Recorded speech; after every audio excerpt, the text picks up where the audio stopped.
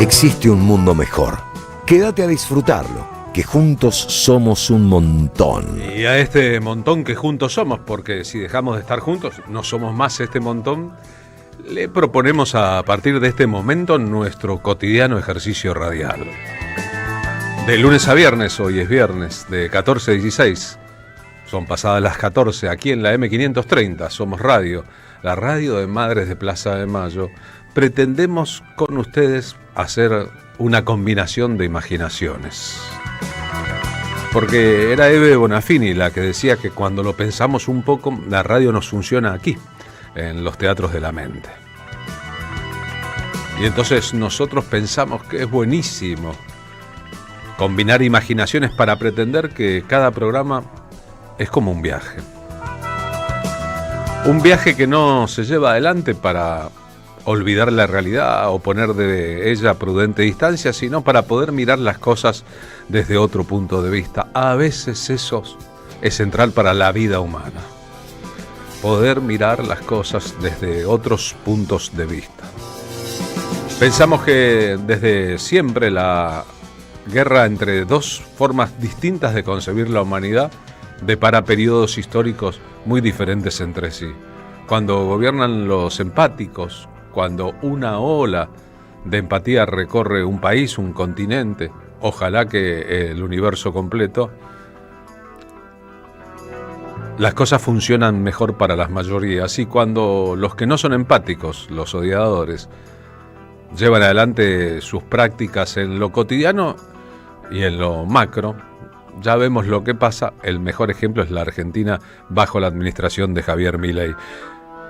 Pero esa misma diferencia debería plantear, y no siempre ocurre, dos agendas muy diferentes. Y nosotros pretendemos trabajar una agenda propia para no caer en la trampa con que nos tientan de que la agenda siempre sea la agenda del poder. Porque eso sí, los no empáticos son casi siempre el poder. Y por eso se malquistan tanto, actúan con tanto odio cuando llegan los momentos en que son los otros los que toman las responsabilidades. Ese mundo que no es utópico, sino que se ha demostrado que puede ser real, es el mundo que queremos construir en los teatros de la mente, trabajando con la imaginación, pero también ahí, en la arena de la realidad. A veces la partida de una persona sirve para hacer un balance sobre su vida. Ayer, muy grande, en Estados Unidos, donde vivía desde hace más de 6 décadas, murió Lalo Schifrin, que a esta altura del partido casi parecía un patrimonio de la humanidad y no un músico surgido de la cultura popular en la ciudad de Buenos Aires, en una era dorada, que estudió aquí, que desarrolló su talento para el piano, la composición en el mundo del jazz y los alrededores, y que un día, cuando el gran músico estadounidense Dizzy Gillespie vino a la Argentina en un muy recordado periplo por América Latina, entusiasmó a uno de los popes de la historia del jazz, uno de los más grandes trompetistas, pero aquel que más relación tenía con la música latina, la pata del jazz cubano. Y así fue como Dizzy Gillespie se enamoró de una escena. Ocurrieron muchas cosas entonces, y sobre todo de algunos músicos. Si vas a Estados Unidos, si vas a Nueva York, le dijo Dizzy Gillespie al músico argentino Lalo Schifrin, yo creo que podría trabajar con vos. Después, Lalo Schifrin tuvo que buscarlo durante meses y meses y meses en Nueva York hasta encontrarlo. Cuando se encontraron, dice, Gillespie grabó este disco, esta obra gillespiana, con Lalo Schifrin.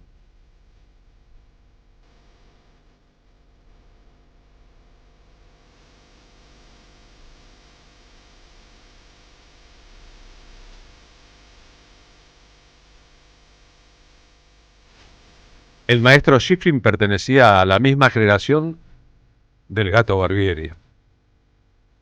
Se trató de dos músicos de una escena, la escena del jazz argentino de los años 50, que no encontraron en el Buenos Aires de entonces, en las posibilidades de la cultura local, una forma de expresar y expandir sus talentos. Buscaron a través del viaje al exterior, en otros universos, que eso ocurriera. Como quiera que fuese, en los años 60 y en los años 70, estos dos argentinos se habían convertido en estrellas de la música del mundo. El Gato Barbieri, con el sonido de su saxo, queriendo parecerse al sonido de una revolución en marcha. Dizzy Gillespie, incorporándose a la escena del jazz en Estados Unidos, le propuso un día a Lalo Schifrin: che, ¿por qué no probamos en el mercado? ¿Por qué no probás en el mercado de la música para televisión y para cine? Porque ahí hay mucho trabajo y tu estilo combina con eso. Fue el gran consejo de su vida, como ya se sabe. Lo vamos a escuchar al propio Lalo Schifrin, que siempre volvió a la Argentina ya como una figura consagrada, dirigió conciertos en teatro, en el Colón, siempre evocó a sus padres, a la educación que tuvo aquí. Estamos compartiendo en el streaming de la AM530 a través de YouTube una imagen icónica, que es cuando, no hace tanto, hace 7 años, le concedieron un Oscar honorífico por toda su producción. Hizo música para más de 100 películas. Y en aquel momento, cuando él pronunciaba el discurso de aceptación, un hombre octogenario avanzado, hablando a las estrellas de Hollywood, un poquito como que se despistó y dijo: si alguien quiere hacerme una pregunta. Estaban ahí Glenn Close, estaban ahí estrellas de todo calibre, y apareció sobre el escenario Clint Eastwood, amigo de Lalo Schifrin, diciendo primero: hablo español. Una situación rara. Me parece que te estás olvidando de agradecer a tu mamá y a tu papá, Lalo. Y Lalo agradeció y cruzaron una serie de chistes, pero Clint Eastwood es una mega estrella de Hollywood. Y tal vez la relación se inició cuando Lalo Schifrin era el músico de sus películas de Harry el Sucio. Como quiera que fuese, hicieron 8 películas juntas y sellaron una amistad que tipifica el lugar al que llegó Lalo Schifrin. Una eminencia entre las eminencias de Hollywood, habiendo hecho música, sin ser un actor ni un director. Lo vamos a escuchar en una entrevista en que, hablando del principio, dice: yo tuve muchos maestros. Sí, es obvio que así fue, pero como Dizzy Gillespie no tuve ninguno. Eso será más adelante en el programa.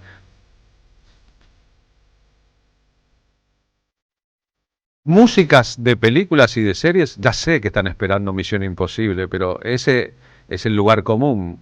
1966 hasta hoy. Hablando de las películas de Clint Eastwood en el personaje de Harry el Sucio.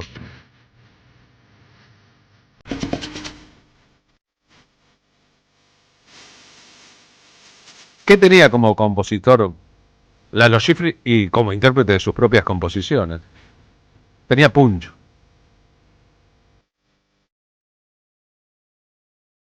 Tenía eso que hay que tener en el corazón de la industria. Que en 3 compases sepamos que se trata de su música y de la identificación de un producto. ¿Se acuerdan, por ejemplo, de Starkey y Hutch, una serie de televisión que luego volvió hecha película? ¿De quién era la música? Era de Lalo Schifrin.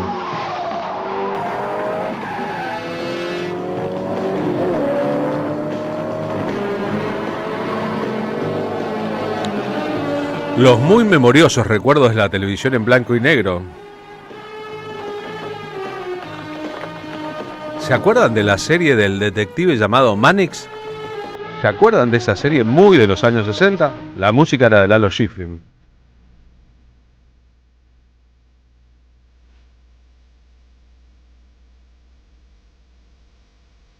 Nunca dejó los códigos del jazz. Un hombre de jazz haciendo música comercial para el cine y la televisión. Pero ¿qué nivel de música comercial?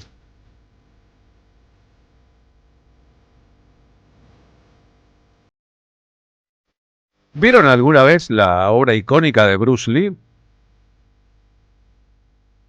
Operación Dragón. ¿De quién es la música de Operación Dragón? De Lalo Schifrin.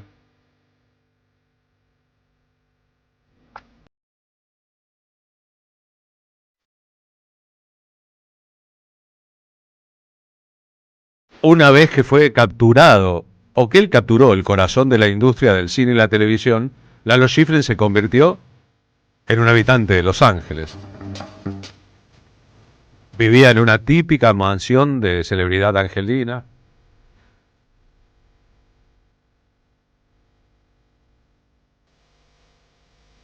Gustaba de recibir amigos argentinos en el living con el piano. Y pese a que estaba completamente adaptado a un sistema, ese sistema nunca dejaba pasar por alto de dónde había salido su talento, qué escena lo había llevado hacia adelante y cómo se fue buscando que la música argentina, él se convirtió en un argentino que tocaba música estadounidense, también estuviera presente allí donde la industria cuece millones de dólares por día.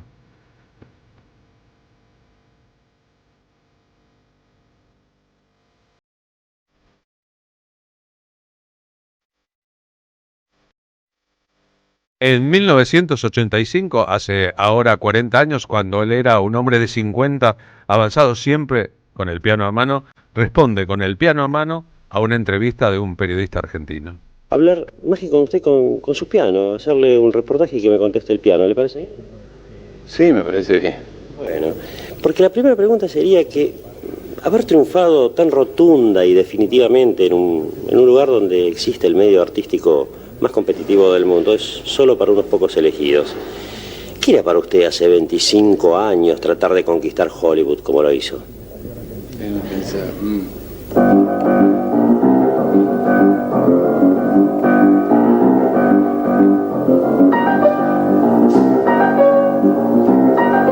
Una misión imposible. Lalo Schifrin, ¿cómo se siente los que llegan con mucho talento y muchos sueños al principio a una ciudad tan fascinante pero también tan cruel como Hollywood? A ver si adivinan esto.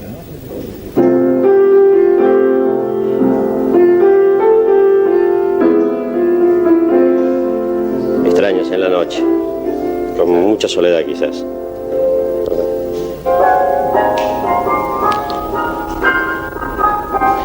¿Y cómo hizo para imponer su talento? ¿Cómo tuvo que actuar?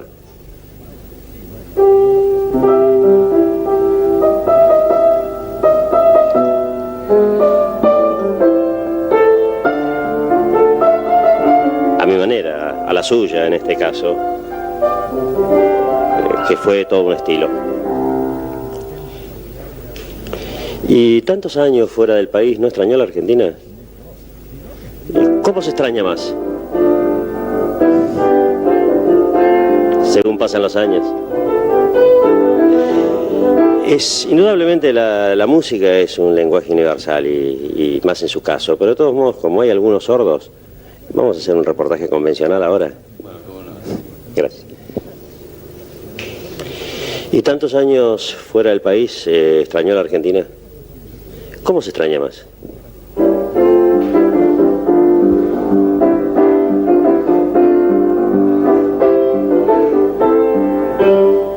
Según pasan los años. ¿Qué lenguaje el de la música? ¿Qué universalidad? Todo el mundo entendió las respuestas de este reportaje musical, por decirlo así. Sin embargo, usted es músico y lo sabe, siempre hay algunos sordos, así que le propongo ahora hacer un reportaje convencional.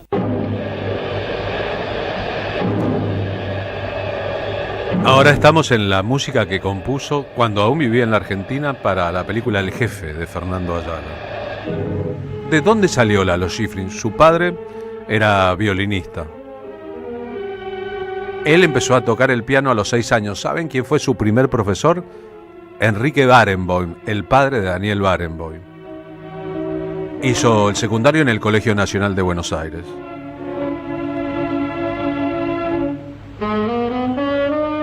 En 1962 fue a París a estudiar al Conservatorio de París y se encontró con la vida nocturna jazzística de París. Hasta ahí lo suyo era la música de conciertos, la música clásica. Cuando volvió a Buenos Aires, tuvo una idea. Acá no había una big band, formó una gran orquesta de jazz. En ese estadio, en el 56, vino Dizzy Gillespie. Dizzy Gillespie tenía entre sus músicos a Quincy Jones, ulterior estrella de la música del mundo. El padre de la obra de Michael Jackson, por decirlo de alguna forma. Ambos habían compartido, Dizzy Gillespie y Quincy Jones, unos años en París con Nadia Boulanger, con quien también tomaba clases de composición, Astor Piazzolla. Gillespie lo escuchó. Gillespie no escribía música y le dijo: me parece que podrías hacer algo conmigo. Hizo la suite en 5 movimientos gillespiana, se fue a vivir a Nueva York y ahí empezó esa parte de su historia. Fue también arreglador del músico español Xavier Cugat, música comercial de moda.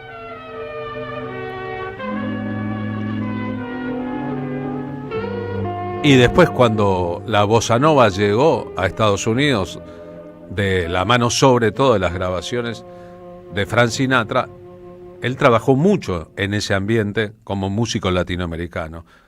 La orquestación de la bossa nova al estilo estadounidense.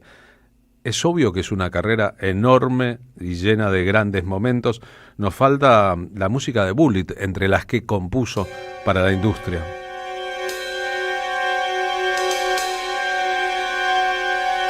Película de Peter Yates de 1968. Trabajó también para George Lucas.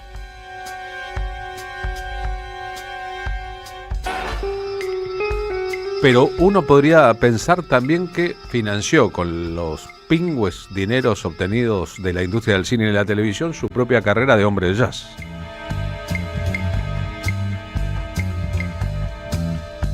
Cuando los 3 tenores, o sea, unos muchachitos, ¿no? Plácido Domingo, Pavarotti y Carreras, salían de gira, el director de la orquesta era Lalo Schifrin.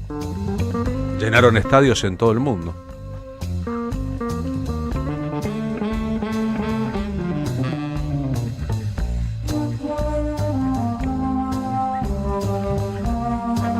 Ganó 6 premios Grammys de la industria del disco en Estados Unidos.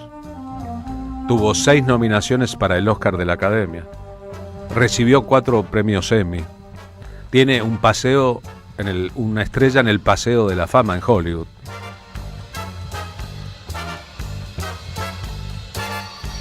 Es decir, aunque estuvo alejadísimo durante décadas de la vida en Buenos Aires,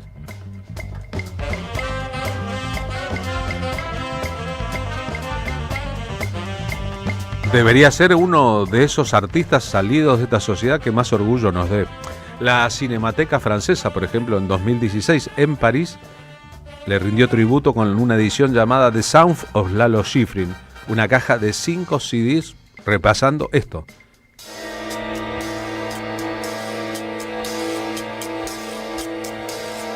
El estilo suyo. Le preguntaron entonces de dónde salía. Él contestó: yo tengo un don. No sé de dónde salió, pero tengo mucha suerte. A veces veo una imagen y ya me estoy imaginando la música. Esa idea de que él tenía muchos maestros, pero uno, Gillespie, que le enseñó la parte definitiva de su obra, es sencillamente un agradecimiento a aquel que le abrió las puertas.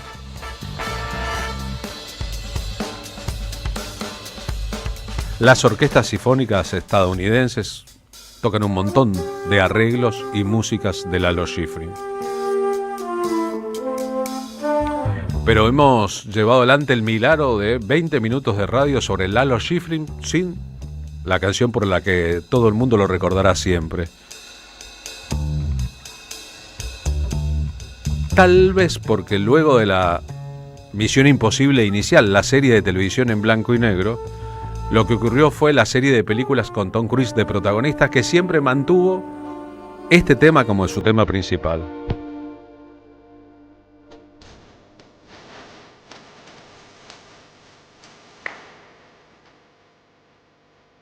Para el cine argentino, la música de las películas Venga a bailar el rock del 57, El jefe del 58, el cortometraje Gillespiana del 61, Los viernes de la eternidad del 81 y Tango de 1998.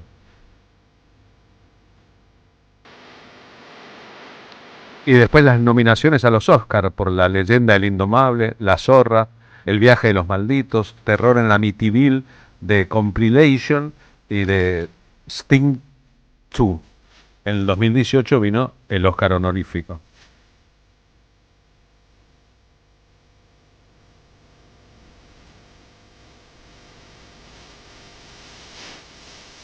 ¿Estaría cansado Lalo Schifrin de que le pidieran siempre las músicas de Misión Imposible? Misión Imposible es saberlo ahora.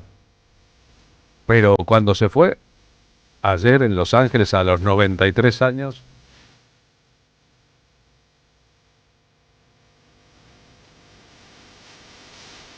entre otras cosas, debe haber estado muy agradecido a que le encargaran este trabajo en 1966.